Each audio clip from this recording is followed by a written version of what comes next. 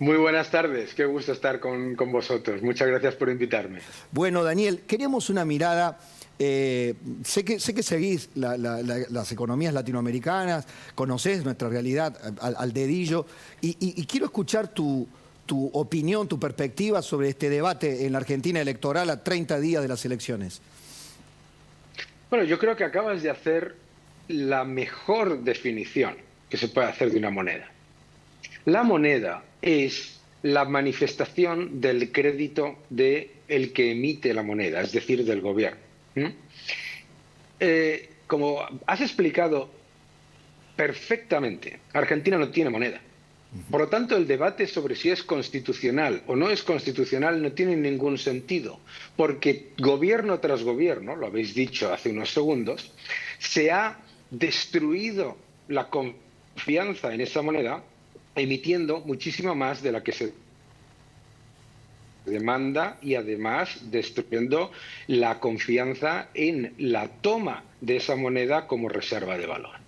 Por lo tanto, la primera inconstitucionalidad ha sido la destrucción del poder adquisitivo de la moneda y, por lo tanto, pues el problema es, ¿se puede recomponer la confianza en el peso? Y la respuesta, desafortunadamente, es no. Y la respuesta es no por algo que entiende cualquier ciudadano argentino. Veamos, si ahora hay unas elecciones y el próximo gobierno decide llevar a cabo una política fiscal que es del problema monetario, la política fiscal es una cara, la política monetaria es la otra, ¿de acuerdo? Sí. Lo ha dicho el experto que estaba antes, décadas de déficits fiscales. Si llega un gobierno y decide ser responsable fiscalmente, los ciudadanos de Argentina saben que en unos años aparecerá otro que volverá a aumentar masivamente la emisión monetaria tirando de subvenciones y de déficit fiscal y además pondrá una bomba de relojería en el Banco Central de Argentina, que es el problema de las LELIQ, que supone mucha mayor emisión monetaria a futuro y por lo tanto mayor inflación. Entonces, la confianza y la existencia del peso ahora mismo no tiene solución simplemente con un cambio de gobierno o un cambio de política fiscal. ¿Qué es lo que hay que llevar a cabo? Lo que hay que llevar a cabo es el concepto de dolarización no tiene por qué ser necesariamente utilizar el dólar. Lo que significa es poner un freno al exceso fiscal que llevan a cabo los gobiernos y que se benefician traspasándole el exceso fiscal vía el impuesto inflacionario a los ciudadanos de la Argentina. Las promesas de campaña están diciendo aquí que se van a atar las manos, Entonces, que van a publicar... tenemos que entender, eso es. Claro, que van a atarse las manos, que van a ser un Banco Central autónomo, que va a tener un presidente Banco Central que no va a asistir al Ministerio de Hacienda o al Ministerio de Economía. Esas son las promesas de campaña hoy. Claro, ¿y quién se lo cree? Porque yo, que adoro Argentina y que, como muchos conocéis, pues viajo constantemente a Argentina, llevo escuchando esto décadas. Y tengo muchos años, tengo 56. Entonces, sí, esto ya lo llevamos escuchando siempre. Cuando asumió el presidente Fernández, dijo, no se puede estar emitiendo moneda, es una locura. ¿Y qué es lo que ha hecho? Emitir moneda más que ninguno de los anteriores. De hecho, la emisión de base monetaria no solamente se ha disparado, sino que se ha disparado con la demanda de pesos desplomándose. Entonces, el problema es un problema de credibilidad. Es un problema de credibilidad de las instituciones, ¿de acuerdo? Y por lo tanto, el concepto de dolarización no tiene por qué ser la utilización del dólar. Significa que los ciudadanos puedan confiar en que el medio de pago que utilizan va a mantener, como tú bien explicabas, su valor durante el tiempo. La única evidencia que tiene el ciudadano argentino desde hace décadas, generaciones, es la que comentaba la pérdida de ceros en el valor del dinero. 13 y por lo tanto, ceros en 5 signos monetarios diferentes en 70 años. 13 ceros perdió nuestra moneda. Y efectivamente. Entonces yo recuerdo perfectamente, estando en Argentina, cuando apareció el patacón, y decían, no, el patacón va a ser la solución a todo. No, pues no es la solución a todo, porque no puede ser la solución a todo cuando el que emite la moneda tiene el incentivo perverso de traspasarle al ciudadano los desequilibrios fiscales gubernamentales vía el impuesto inflacionario, porque luego se presenta a sí mismo como la solución. O sea, yo soy el gobierno, emito muchísima más moneda de la que se demanda, se disparan los precios y entonces luego digo, y voy a controlar los precios, yo voy a ser el bueno que le controla los precios, yo voy poniendo con mis amigos en los supermercados, hago tonterías poniendo controles a los precios. Y la inflación sigue, por supuesto, descontrolada. Esa es la historia de la Argentina. Por lo tanto, lo que necesita Argentina es reconocer la evidencia de lo que tú has comentado perfectamente. Argentina no tiene moneda. El peso es una moneda fallida. Es una moneda fallida desde el primer momento en el que es la única moneda que yo conozco de la OCDE que tiene más de 10 tipos de cambio. Se nos han olvidado ya los nombres del dólar. No tiene ningún sentido. Y todos son falsos, que eso es lo peor. Y todos son falsos, todos son tipos de cambio completamente irreales con respecto a la realidad de la oferta y la demanda de pesos. Entonces, cuando yo voy a Argentina, como recientemente hablamos tú y yo, se escucha constantemente, es que subió el dólar. No, el dólar no sube, el dólar lleva décadas plano con respecto a sus principales monedas. El dólar no sube, lo que baja es el peso. Así es. Y lo que tenemos que darnos cuenta, por lo tanto, es, para tener una política monetaria que defienda la Constitución, que exige que se mantenga el poder de adquisición de la moneda, lo que no se puede hacer es tener un sistema de incentivos perversos dentro de lo que es la política fiscal, que es el problema, claro. Quiero, Daniel, incorporarlo aquí, porque Diego Armesto, abogado constitucionalista, es uno de mis preferidos aquí por su pedagogía. Me imagino que debe estar pensando, y también te lo agrego a ti porque eres un institucionalista, dentro de la falta de reputación y falta de credibilidad de nuestra moneda está la falta de Estado de Derecho. Es nuestro recurrente apego por violar la ley. Por lo tanto, la Constitución de Alberdi, que es la que dice que va a respetar mi ley, que es la que dice que van a respetar todos, hoy tiene un freno técnico. Eso es lo que me estabas diciendo. Claro. A la dolarización como concepto, reemplazar peso-dólar. Hola Daniel, buenas tardes. Yo no coincido con lo que dice Daniel, que no hay debate constitucional. Hay un debate constitucional porque los países institucionalistas viven con reglas. Y la Constitución es la regla de reglas.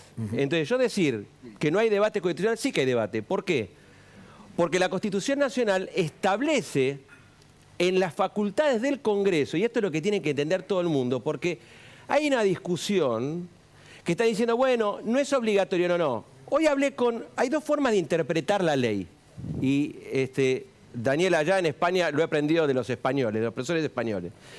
Una forma de interpretar, y lo dicen ayer en el fallo de Cristina Fernández de Kirchner, una forma de interpretar es, vos lees la ley y decís, yo interpreto esto. Es decir, una lectura literal de la ley. Sí. La segunda interpretación es el espíritu de la ley que te la da el legislador. Ayer cuando se debatía en el fallo de Cristina, el 361, el sobreseimiento, la misma casación te dice, hay que interpretar bien, le dice a los jueces inferiores. Entonces, ¿yo qué hice? Yo leí la Constitución, 75 inciso 6, dice la Constitución, Banco Federal con facultad de emitir monedas. Hoy yo te lo conté, en el año 2009 lo hablé con Prat Gay para cambiar el Banco Central por un Banco Federal. 75 inciso 11, hacer sellar moneda, fijar su valor y de las extranjeras. Me está distinguiendo dos tipos de moneda, la extranjera, que es el dólar, y la moneda argentina. 75 inciso 12, que el otro día Milei risueñamente decía, vamos a falsificar. Dice, sobre falsificación de moneda extranjera hay que legislar. 75 inciso 19, cláusula del progreso, que es lo que vos hablabas al principio, defensa del valor de la moneda. Todos estos instrumentos ¿sí? están dentro de la Constitución. Entonces, ¿yo qué hice? Leí la Constitución y voy a una interpretación del espíritu de la ley. ¿Sabés lo que hice? Llamé a convencionales constituyentes de 1994.